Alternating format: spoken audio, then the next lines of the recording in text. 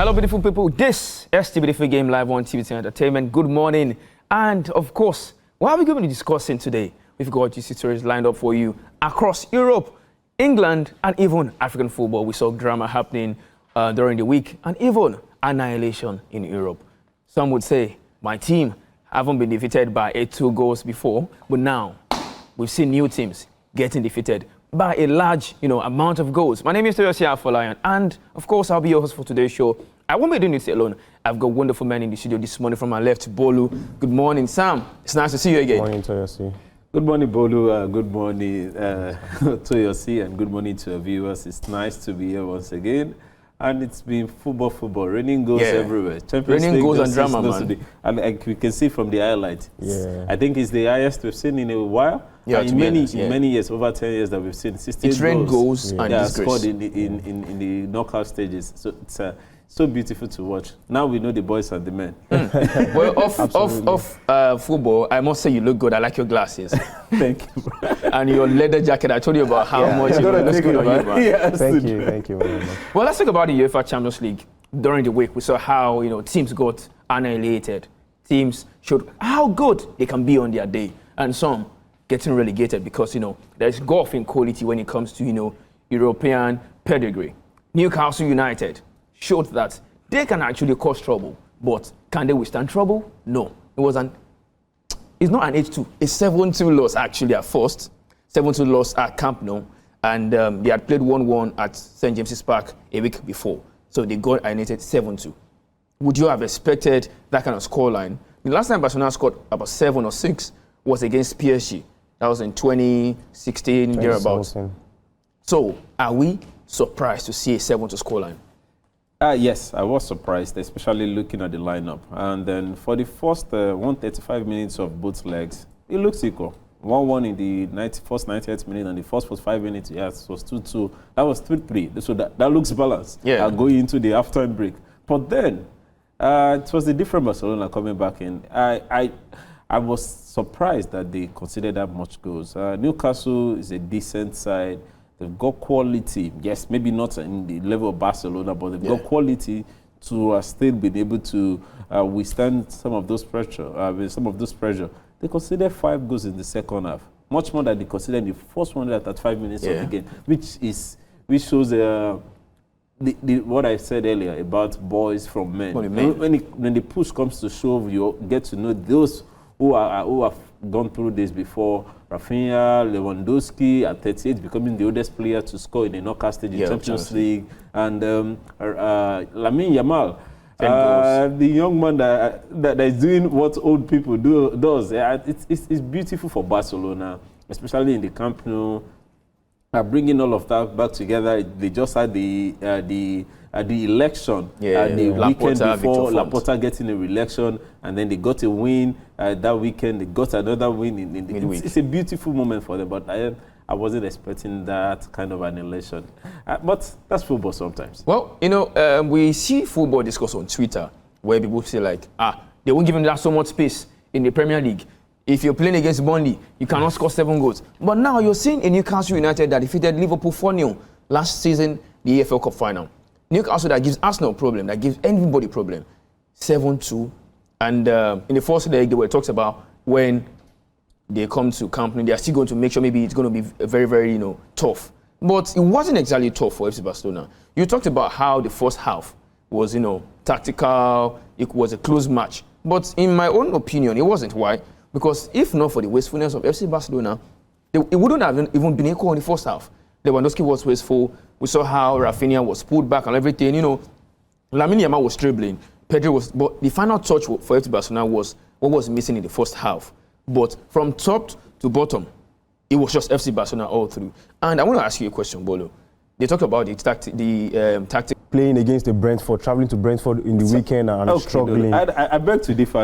I'm sorry that I have to jump in. Faltered in the group stage. I don't know. I don't want to buy into this argument. That's why I just have to play to butt in. Moments, like I've said. It's just a bad moment? Last season and 2 seasons ago, the Premier League was dominating. This seasons ago, I'm talking about when boys were teenagers. We used to see, take for example myself, when I was a teenager, I would go to school in the morning and then see how teams get bantered, Arsenal 8-2 in the likes of in the hands of Bayern Munich. Yeah. We see how Atletico de Madrid would dismantle Arsenal and every other thing. But now there's a new kid on the block. Yes, a new kid on the block. London Cowboys, Chelsea. It was, first leg. We thought maybe the Parc des Princes was the reason why they got defeated. Second leg, first goal, an error from the defender. He couldn't, guard his defense. Then before we knew it, it went 3. Now, on aggregate, it's 8-2. That means it is not only Arsenal that you can banter that they received 8-2. It is not only Barcelona that you can banter that they got 8-2. Do you think Chelsea's inexperience? The difference is 8-2 over both legs, not one. Arsenal's not one game of 90 minutes. That one is FC Barcelona. We know, but 8-2 now 8-2. But you also had 8. Yeah, Arsenal also had 8-2 against Manchester United. No. This is the Champions League. 8-2 on aggregate is different. Against Bayern. In a 90-minute game, I've only seen 8-2 a few times in my lifetime, and I know that Arsenal was one of those games. I know that Barcelona was. Arsenal did it in a 90-minute game, and also in a game of two legs as well. So do you think Chelsea's inexperience played? Because we saw how Malang Sarr couldn't, keep against Kvaratskhelia. Yes. So do you think inexperience caused it? And to be honest, when you look at how much was used to assemble that squad, you would be surprised that you're bringing inexperienced players. This is not how Chelsea is. Chelsea does not exactly spend frivolously, but now they've spent without aim, and they are calling for the head of their own sporting director. Is it inexperience that has cost them this, or lack of talent? It's a lack of balance, majorly, because yes, you have signed a lot of inexperienced players and players that have high potential. Yeah, okay, fine. Where is the balancing act in terms of the experienced players that would anchor them down in games that can manage games and tell them, okay, this is what we need to do, even without the coach's instruction? A player pulling his teammates aside and telling him, okay, in the next 10-15 minutes, do this, don't go forward, just make sure you do this, hold this position, don't get drawn out of a position. Simple things that an experienced player can teach you during a game. A lot of that is lacking. And when you can say, okay, they have Rich James, Champions League winner, they have Kukureya, Euro 2024 winner, Enzo Fernandez, World Cup winner, they have these talented players, they have João Pedro, one of the most talented strikers in the Premier League. You look at that squad, you look at Caicedo as well, and then you think, okay, why aren't they good enough? The problem is, okay, you have 5 or 6 of those guys who you can say, okay, are almost at a world-class level. And then the rest of them, the rest of the supporting cast is not good enough to actually make the squad strong enough to achieve the targets for the season consistently. Okay. Because now you say, okay, Rich James, who is behind Rich James? You have Malo Gusto. After that, the drop in quality and the age and the experience is a lot. There's a big disparity between the few experienced players and the ones who lack experience and need direction. So that's where it's the fault of the sporting directors. They have focused on a very youth central project. And okay, fine, that's all well and good. But historically, we've never seen a team that actually has won as a young squad, and they actually need those experienced players within them. If it's 2 or 3 players, that just hold their hands in games and give them that guile and whatever they need in game situations. Before we came on the show, I heard yourself and someone saying that I think it's Mr. Sam, yeah? So you were talking about how the experience of the manager counts. This is the first time that Rosenau will be coaching in Champions League. Europa League, I don't think it has. So do you think the manager's experience also counts in this aspect? Arsenal had their waiting period. They didn't qualify for the Champions League in about 4 or 5 seasons straight, and now they've qualified for the quarterfinals 3rd time in a row. So experience in the manager, does it count? Yes, it's absolute. We've had this conversation on this platform before, talking about coaches getting jobs in big teams. We cited the example of Abelua with Madrid, Carrick with Man United, and even Liam Rossini with Chelsea. It shows. Luis Enrique, we know, a former coach of the national team, former coach of Barcelona, now at PSG, current champion.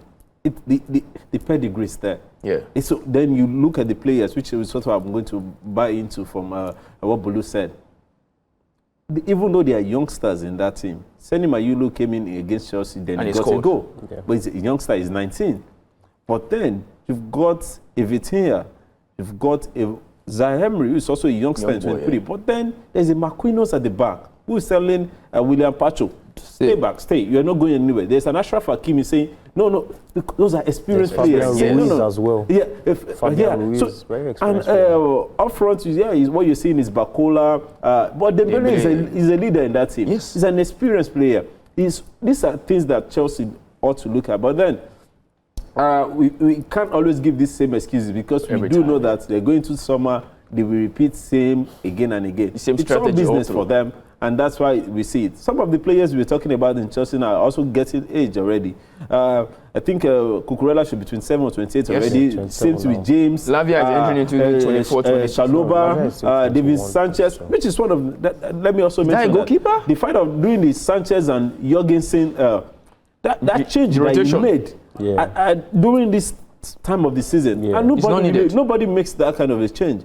You've done that. We saw in the first leg that two of the goals were errors. From Jorgensen. Then there was another in the first leg. Then second leg again, same thing. Mamadou Sarr, a young boy, very good player, but then the error just came. Only 20 years old. That just happened, and this is what we see with Chelsea. I did mention coming on show, like you said, that I feel William Marcelo is an intern coach, and I owe no apology to it.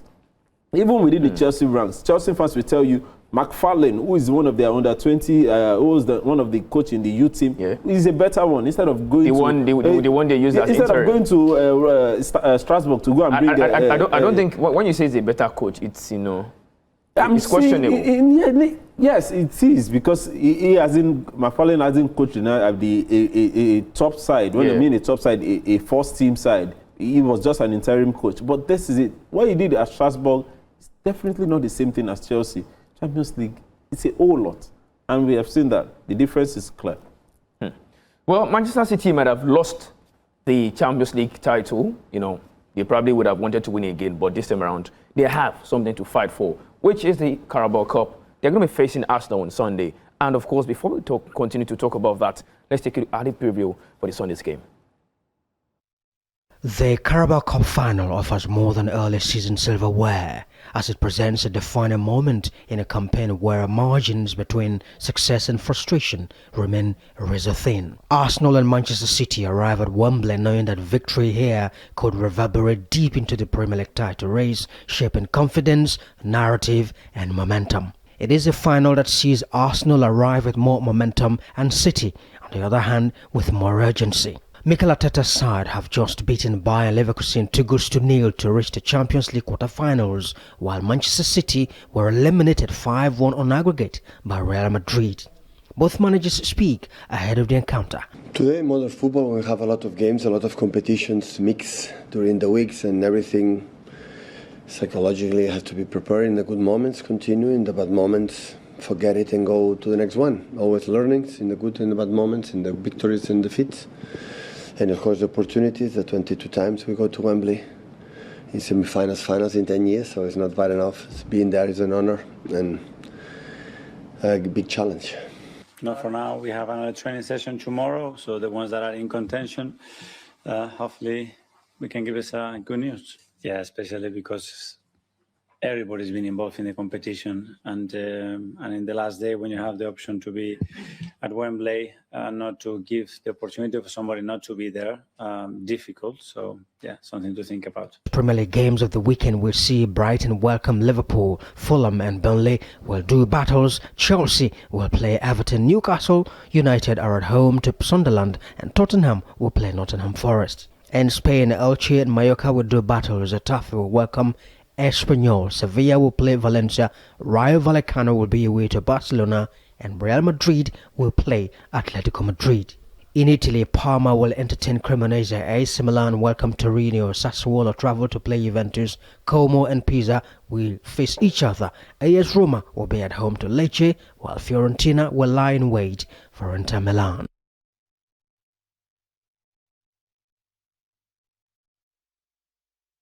Argentina, champions of the world!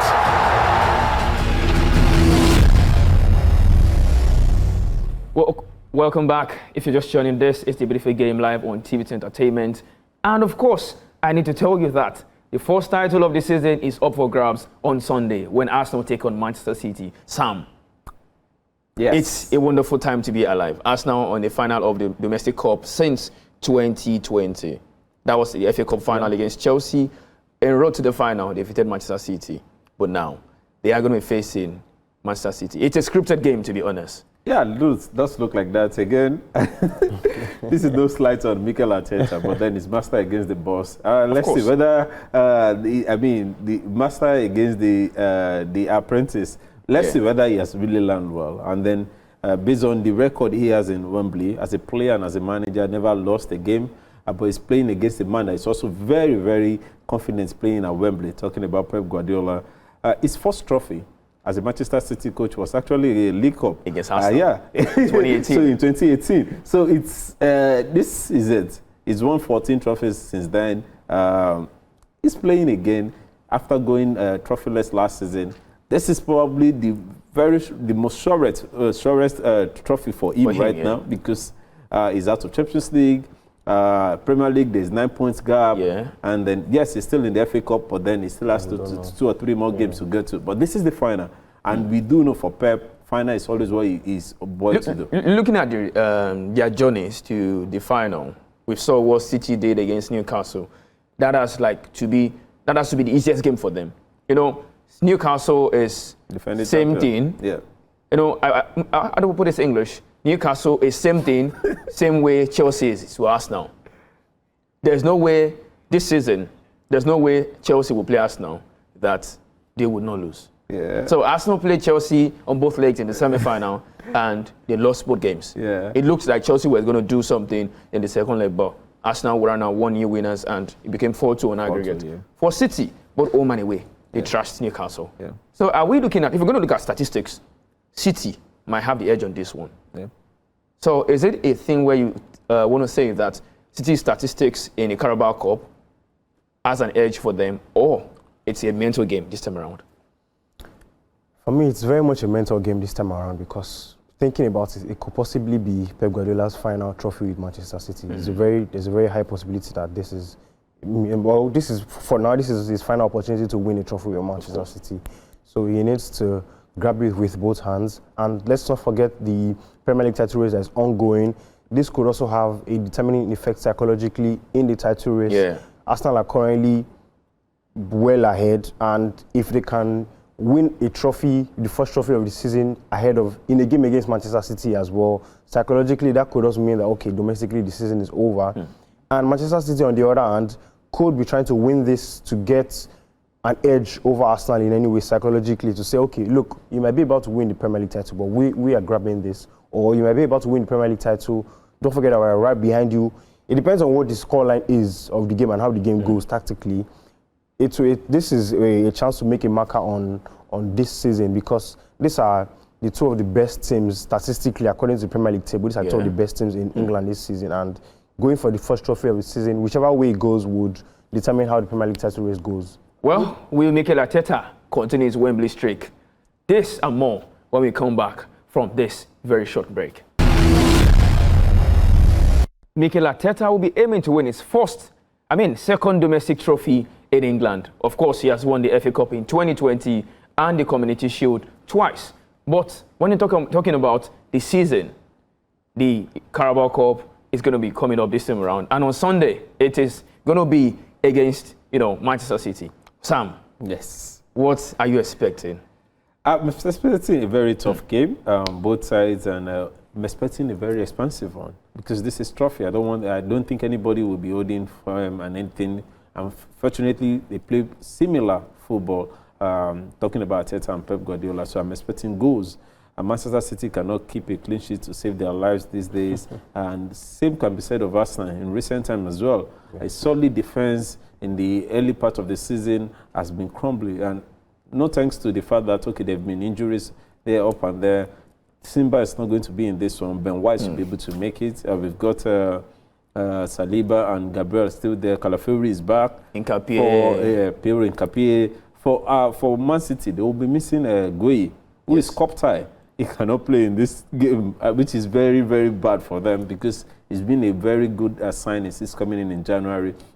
But like you did mention, the record is on the side of Manchester City. They've won 8 out of the last 9 finals of the League Cup. So the last one was the one they lost against Newcastle, and they had gone in for the 9th title which will only make Liverpool as its team has had the most League Cup over them. Liverpool has 10, they have 10. The last time Arsenal won the League Cup was 1973. 1993. Because I know it's been a long time. Ago. So it's been a long time that they won the League Cup last. Right. So this is it. This is it for them. And they are more balanced because for Man City, I said it represented on this show. I don't think this is their season that they. By next season, I feel all of that because of the rejuvenation that they were doing, the new players, everybody would have settled in. And by next season, they will start championing and then going for titles again. But then this one, it's one they may just have to do the right thing. They lost against Real Madrid in the Champions League midweek. So they need something to give their fans again. And this final might just talking about predicting the lineup, Arsenal, how would you think Arsenal will be, lining up? Are we going to be seeing Gyökeres start? Or I think the most debated topic has to be, is it Kepa or Raya in goal? Kepa has kept all the games. Setford has kept, not Setford, I mean, Trafford, because Setford plays for Arsenal. Yeah, Trafford. And Guardiola has already made it clear that he's going to be the goalkeeper for tomorrow. When you're Arteta, are you going to be starting David Raya or Kepa on Sunday? I think Kepa has the experience of playing in cup finals. He has experience of winning cup finals with Chelsea as well. So he wouldn't have a problem starting that game. And if it goes to penalties, Kepa is good enough at penalties. That's one of his strengths actually. On penalty shootout. So I think there shouldn't be a problem for him starting in that game behind Arsenal's very strong, solid defense, as well as if it goes to penalties, he's solid enough to be able to do the job. Well, there's no European team by this time around. You mentioned Ben White. Ben White has not had so much of minutes, but in the second leg against Bayer Leverkusen, he had a very wonderful game. Yeah. I mean, most Arsenal fans have missed his overlapping runs and what Saka used to do with him. Let's now go talking about Saka, Noni Madueke. These are two players who have had, wonderful times. Madueke has come to rescue Arsenal this season a couple of times. He's been used in the Cup and even in the Champions League. Would you start a Madueke over Bukayo Saka? Or you think that the star boy should still have an opportunity to prove that he can do something? Because this season, he's been off. He's the captain. Exactly. The other guy is still not starting. So Bukayo Saka is the captain. And yes, people might look at the numbers and say, he hasn't been getting the goals or assists, but then it's always a threat to any defense. Bukayo is that guy. If he doesn't, he can always win a penalty because of his trickery and all of that. Yes, the goals and the assists this season hasn't been there, which or maybe trace back to last season as well. The numbers are not justifying his output on the pitch, but then he still has to start this game, especially in the final. You want your best legs and your best player, the leaders of the team, to be the one you push forward. And that's why I'm going to start it. So on the other side, maybe you can then decide to start a Noni on the other side, or Martinelli, or a Trossard who is also a back. But then Bukayo just has to start, and wearing that captain armband as well. Well, in City's case, Trafford in goal, and we could also see that no Mark Gueye this time around. You saw the transformation that Gueye brought to Manchester City when he came in January. But no Gueye this time around. I think that case also needs to be applied to Antoine Semenyo, but I don't know why they changed the rules. You should be captained already. It happened to Arsenal last season. Neto couldn't play and some other players. That's when we had to play a 16-year-old. We had to see Setford come to play for Arsenal. For this time around, he's going to be playing Semenyo.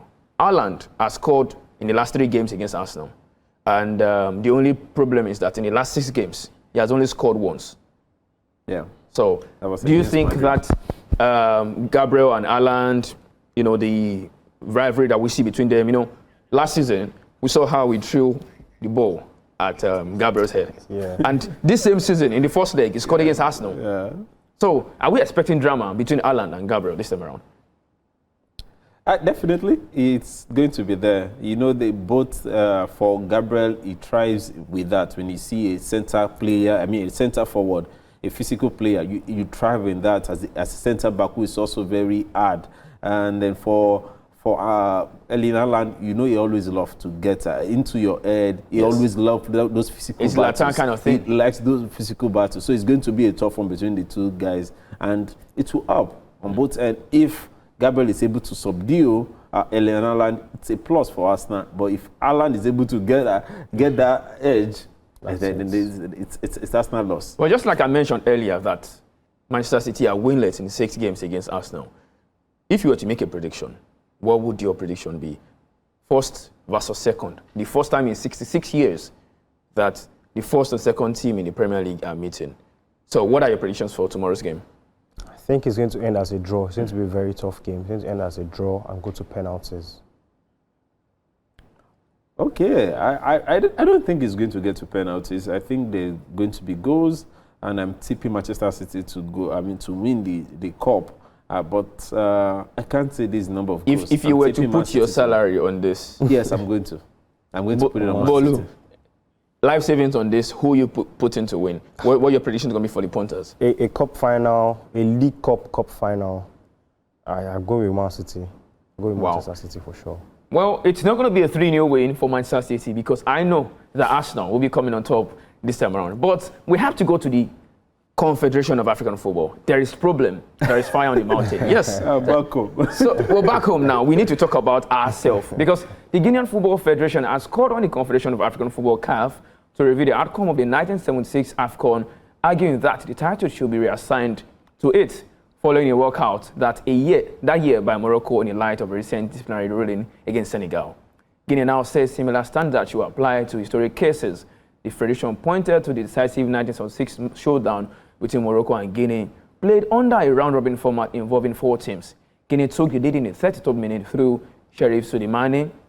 During the match, Moroccan players briefly walked off the pitch in protest just because of a referee decision, but later returned to continue play. Ahmed Makrour equalized in the 86th minute, sealing a 1-1 draw. Guinea now argues that the incident should be reassessed under the same principle that was applied in 2025. Well, I understand what Guinea is trying to do. If you can do this kind of thing to Senegal in 2026, why can't you go back in history to do the same for us? Nigeria can also have a claim to say, we have video evidence that what happened on home soil against Cameroon, we never deserved to lose. Yeah. So, for people who don't know, in context, during the week, we saw how CAF released a message in the midnight. Most people that are CAF journalists that have been accredited, they will know that CAF, anytime they want to make a shady decision, they don't send the news reports in the day. It's always in the night. You don't get the news. You don't get it during the day. Yeah. It's in the night. So in the night during the week, we saw what happened, where CAF sent out a communique saying that Senegal have been stripped off of their title because they walked out of the pitch. They cited article this, article that. But for every article, there's another article to go against. Yeah. If we all play football games, we know, we are journalists of this, of this wonderful game. We know that if you abandon a game, it is the referee's prerogative to say, okay, a 3-0 win for the team. Even if you were leading 5-0 and then you go off the pitch, the match score is going to be reset. It's going to be a 3-0 win for the ones on the pitch. And the referee didn't do that. Now, you went to the boardroom to go and decide that Senegal wouldn't be champions of Africa. Do you think this is a disgrace for Africa? Remember, Jimmy Carragher was already abusing the AFCON, saying it is just a small tournament? That's just what we're saying. And he tweeted with one emoji, one gif like that. Yeah. Do you think CAF is giving us something to worry about in terms of embarrassment? It's a big disgrace. It's a big disgrace what CAF did during the week. It's a big mess. Like the whole fiasco in the AFCON final wasn't bad enough. They would come back 2 months later to make the matters even worse. I mean, we had expected a fair judgment based on the fact that it happened in the eyes of the world. Yeah. We remember how much injustice, how much the referee was being impartial during the AFCON semi-final between Nigeria and Morocco. Of course. But then if Nigerians had fought too much for it, I felt like, Nigerians were just being petty and being bad losers. But we saw it in the final. We saw it play out in the final. We saw it was quite obvious that there was something shady going on. And yes, Senegal walked off the pitch. The game was restarted. Everything happened that eventually happened. But now you're coming 2 months later to try to win a trophy for someone else after we all saw it in front of the whole world that it was Senegal's trophy. They are rightful champions. They won on the pitch. They were the better team on the night. They won the game. why are you coming 2 months later to say it's the other team that has won? And then why are you now opening a can of worms where Guinea find themselves in a situation where they can also claim to have won the AFCON in 1976 as well? So it's just incompetence, it's just irresponsibility that CAF has let this go far. Now they've lost credibility, unfortunately, for themselves. Okay. The AFCON will remain AFCON. It will remain as glamorous as it is. Of course. As a tournament, we would always watch the AFCON when it comes on. We have back-to-back 27 and 28. Exactly. We would always watch. The last AFCON broke records for appearances, for most views and all that. Most people coming to watch in the stadiums and all. So the AFCON will keep getting bigger as a tournament. But CAF, that is behind this tournament, has lost all credibility. At club level, at international level. Now, in the eyes of the world, they all know how incompetent and ridiculous, so to speak, that CAF is. Course. So they've just lost competence and they've just lost credibility. And well, now, do you think that Morocco are getting rewarded by CAF? So, if you're doing somebody a favor, like you're blessing, let me just use this example. You're always giving me $10,000 every time I come to you for money. I will feel indebted to you. Even sometimes when you don't deserve favor, like, am I using nepotism to give you that? This guy is a short guy, he always help me. That is the story of CAF and Morocco. Morocco have always been there for CAF. They are hosting tournaments, impromptu. Yeah. This is the third time that they'll be hosting the WAFCON. And you know when a country is hosting, they don't just host because they want to bring stadiums. Money is involved, roads, infrastructures, whatever. Tourism deals, projects. The country itself are pouring into the tournaments. And sometimes they don't even get what they actually invested in return. Yeah. So Morocco have come to the rescue of African football 3 times when it comes to the WAFCON. Nigeria didn't host WAFCON in the last maybe 10 or 20 years. Ghana haven't hosted. Cameroon haven't hosted. So, do you think that Morocco is getting rewarded by CAF? See the CAF awards as well. Okay, yes. There are instances to cite to buttress that particular talk. That, like you started from, you mentioned the fact that, okay, we need to talk about... Well, we have a call from Muhyiddin. Hello, Muhyiddin, good morning. Speak to us. Hello, Muhyiddin, welcome to the show. Good morning. Okay, good morning. Line for the sport and then yeah, good morning. Yeah, we can hear you. Please go on. Thank you. I was always contemplating on the issue of Morocco and Senegal. Yeah. I had an information 2 days ago on radio that Morocco. Okay. Morocco you know what? I need you to turn down the volume of your TV so you can hear me speak directly from your phone. Hello. I think we lost him. Sam, you can continue. Okay, so you were talking about because there are precedents to it. You mentioned about the CAF awards. Yeah. Especially Ghislaine Shebak winning the women player of the year, which is still debatable. Even a coach. So there are pointers to that. In the tournament itself, there were a lot of calls that people were saying, no, they didn't deserve this call, they were being favored and all of that, and then which culminated into the final. So just to make it plain to everyone, Senegal walking off the pitch. First, it is not all the players that walk off the pitch. People keep citing it's only Mane that remain. No, there were about 3 or 4 players that remain. I still remember that Papegoye was there. I think Malik Diouf was also still on the pitch. But all of that doesn't matter because the rule of football, if you're less than 6 players on the pitch, the match is a forfeiture. Yes. But forfeiture of a particular game is a decision of the referee. Not of the When we talk about the decision, and that's when he blows his or a whistle at that point in time saying, this team has refused to play. And then I'm ending the game. In these circumstances, in this particular circumstance, he didn't. The referee, Jean-Jacques Ndala, did not. He continued the game after the 17 minutes. Yes, we need to also make that clear. 17 minutes of the back and forth between players going out, fans fighting with the journalists and all of those happening before the game restarted. Yes, it's a bad outlook for us as Africa that, okay, we're bringing the game to disrepute.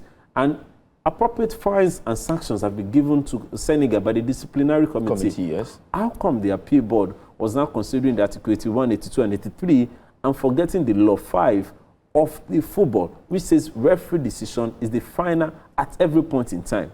So on that occasion, that's where this aired, and that's where there's been a lot of talk about how CAF has totally not done this well. Yeah. And there's also a report that has come out in the last few days after the judgment that even among the 9 members of the CAF appeal board, only 5. That is headed by a Nigerian. Only 5 were seated for this decision. Only 5. Which, yes, it makes a quorum, but then still, it still doesn't reflect the decision of all. Yes. And the appeal board being the highest decision-making body of any appeal or any petition before CAF, I think they did a very bad job. Yes, Senegal said they are going to You think they did a bad job, or their decision was influenced? It's an unfair one. It's an unfair one, footballing-wise, because we all celebrate Senegal. In fact, the entire world, not Africa. Morocco gave us one of the best tournaments ever. Of course. One of the best tournaments ever. And I have said this repeatedly on this. It's one of the most beautiful countries I have ever visited. And they're so loving. But all of this outside football now is painting the country in a bad light. Yeah. And CAF also going through this route has made it worse. Patrick Motsepe and his board and the Congress, everybody needs to come out and do something different. Because you mentioned, within a month, they've put Africa football in a sort of way. First, it was 12 days to the start of WAFCON that they said they're postponing it. And then you now go ahead and go with this one again. After 2 months of a final that has been decided, then you are changing the whole thing. When did the football start becoming a boardroom game? Now, well, this time around, Senegal said they're going to be going to CAS. Do you see them winning? Because I'm going to give you a statistics now. Nigeria, CAF have lost the most cases at CAS. And I don't blame them for losing, because their decisions are always irrational, mainly based on politics. We saw during Issa Hayatou, Ahmad, and now the businessman Patrice Motsepe. Do you think Senegal are going to, be giving back their title in terms? The title is still with them, but on paper, Wikipedia, everything, it's now Morocco. Will that be returned to Senegal if they go to CAS? I think definitely Senegal would win the appeal with CAS, because it's a non-story really when you think about it rationally. There's no reason why a game that has been decided by the referee after he blew his final whistle 2 months ago, for it to now be decided, to be redecided and given a different score. And we also what happened in the world. I mean, we also what was trying to happen and the reason for Senegal's protest. And they eventually won the game. So why are you still trying to do the same thing? The same reason why they protested initially, why are you still trying to do it again in the back door, trying to win a game that you never won? I mean, Senegal would definitely be winning this case. Well, it is left to CAS to decide if Senegal will be the champions of Africa. But there's also the match between Arsenal and Manchester City. Don't forget, you need to bet responsibly. I will be giving you a 2-0 win for Arsenal. Sam has mentioned City are going to win. You mentioned City are going to win. Yeah, on penalties. But you're sure? Yeah, City on penalties, yes. City on penalties. I think it's a 90 minutes game, but City to win as well. Well, thank you for coming, Olu. Thank you for coming, Sam. You've gone for City win. You're going for City win. I will never make it a trio. It's going to be Arsenal win on Sunday. But you need to, of course, not miss a game, because we're going to be talking about the outcome when we meet next week. My name is Toyosi Afolayan, and this is the Beautiful Game. Bye-bye.